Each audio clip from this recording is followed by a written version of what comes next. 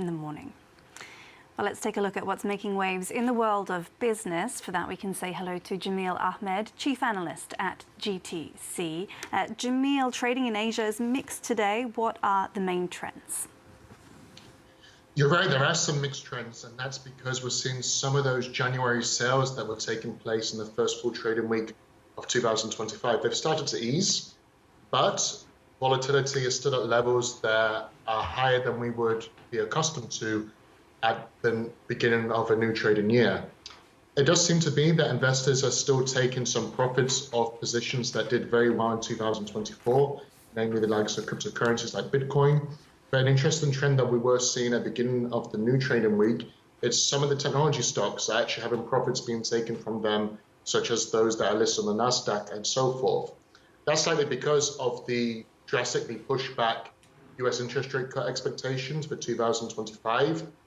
And we still have a number of key economic data releases for this week, namely on the inflation agenda. We're going to expect inflation figures for the United States over the next 2 days, which is likely to make those sensitivities around interest rate cut expectations even higher. So that's why I'm thinking that volatility can still remain quite high for the remainder of this trading week. All right, and the US dollar is hitting a two-year high 1 week ahead of Donald Trump's inauguration. Yes, Make America Great version 2. That's exactly what investors are expecting. The dollar index has now risen all the way from 102 to 110, which is a two-year high over the last 2 trading months. We all know what to expect from the Make America Great Again version 2. We're going to expect the exact same we saw in the first movie, but we're all going to watch a second movie. And because of these protectionist policies and the Make America First Great Again policies that we're expecting, we're still going to see a stronger greenback. I expect the dollar index to still continue its upward momentum. But at the moment, what we're actually seeing as well is falling currencies for like the British pounds and the euro. The euro dollar is now fallen to its lowest levels in close to 2 years as well. And I do expect the stronger dollar to remain a dominant story in financial markets up until the remainder of this month and likely until the beginning of the second quarter.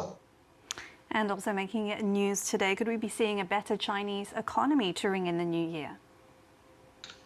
That seems to be the case if you're looking at the economic data that's come out so far. Exports in 2024 hit its record high. Those are the highest levels ever.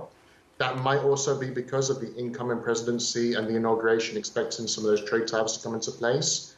However, we also saw stronger imports. So it looks like after 2024, which was sluggish for the Chinese economy, that 2025 has at least started on a brighter note.